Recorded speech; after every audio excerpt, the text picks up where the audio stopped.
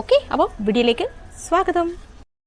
ചൂടും മഴയും ഇങ്ങനെ കലർന്നു വരുമ്പോൾ എന്തിനാ ശ്രീലക്ഷ്മി ഇപ്പോൾ ഓണം എന്നല്ലേ നിങ്ങൾ ചിന്തിച്ചത്?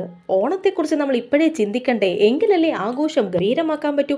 അത്തരം ആഘോഷം ഗംഭീരമാനുള്ള ഒരു ആലോചനാ യോഗത്തിലാണ് കേട്ടോ ഇപ്പം ഞാനുള്ളത്.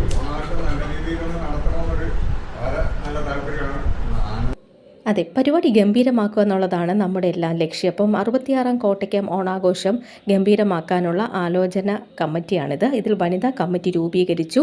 പക്ഷേ ഈ കമ്മിറ്റിയിൽ ഞാൻ ആദ്യമാണ്, അതുകൊണ്ട് എനിക്കൊന്നും മനസ്സിലായില്ല. ഇന്ദു ചേച്ചിയോട് ചോദിക്കാം.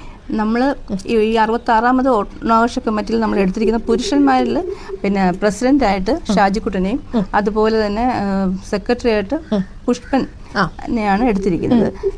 നമ്മുടെ വാർഡിൽ തന്നെ ജനിച്ചു വളർന്നവർ തന്നെയാണ്. കഴിഞ്ഞ പ്രാവശ്യം 65-ാമത് ഓണമഹോത്സവം മുതൽ തന്നെ വനിതാ കമ്മിറ്റി ഇവിടെ ഈ വാർഡിൽ നടക്കുന്നുണ്ടായിരുന്നു. ഞങ്ങളെ സംബന്ധിച്ചുള്ള ഈ വാർഡിൽ നടക്കുന്ന എല്ലാ പരിപാടിയും ഞങ്ങൾക്കതൊരു ഭയങ്കര ആഘോഷം തന്നെയാണ്. ഓണം എന്ന് പറഞ്ഞാൽ ഞങ്ങൾക്ക് മറ്റൊന്നും ചിന്തിക്കാനില്ല. ഇവിടെ ജാതി മതം ഒന്നുമില്ല. ഞങ്ങളെല്ലാവരും ഒരുപോലെ ആഘോഷിക്കുന്ന ഒരു കാര്യം. അത് തന്നെ ഞാൻ തന്നെയാണ് ഈ പ്രാവശ്യം കൺവീനറായിട്ട് എന്നെ തിരഞ്ഞെടുത്തു. വനിതാ കമ്മിറ്റിയുടെ കൺവീനറായിട്ട് എന്നെ തിരഞ്ഞെടുത്തു.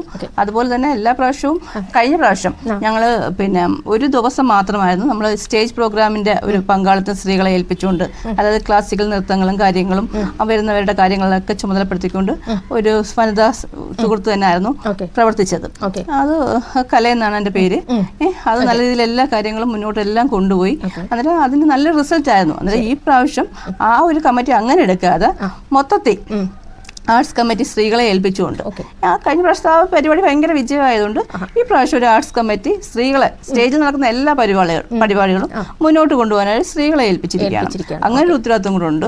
അതിന് ബിന്ദു ഭവനെയാണ് ചുമതലപ്പെടുത്തിയിരിക്കുന്നത്. ഇവിടെ ആലോചനയൊക്കെ ഇങ്ങനെ നടക്കുവാണ്. ഇനിയും കമ്മിറ്റി അല്ലേ പല കാര്യങ്ങളും തീരുമാനിക്കാനുണ്ട്. ഈ കോട്ടയ്ക്കകം ഓണാഘോഷ പരിപാടിയിൽ എന്തൊക്കെയാണ് കാര്യങ്ങൾ നടക്കാൻ പോകുന്നത് എന്നുള്ളതെല്ലാം നമ്മൾ അപ്ലോഡ് ചെയ്യുന്നതായിരിക്കും കേട്ടോ.